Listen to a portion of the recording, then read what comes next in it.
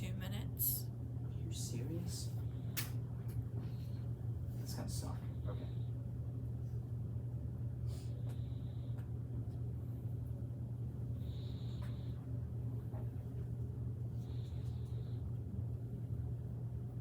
Alright, let's go. Let's go.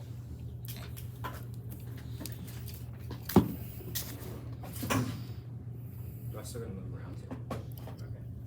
Alright. Okay. As great poet William Shakespeare once said, if we are true to ourselves, then we cannot be false to anyone.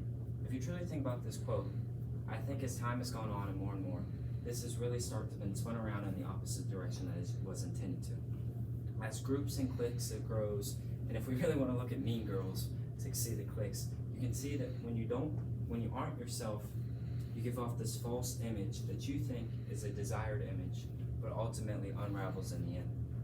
I said Mean Girls before, and when Katie gets there and tries to be all friends with Regina George and the Plastics, she starts out as this one image and personality where she's acting one way, and then she slowly changes with time to give off this other image that wasn't her true self. As it continues, it just spirals downhill, and her whole image of herself continues to get worse.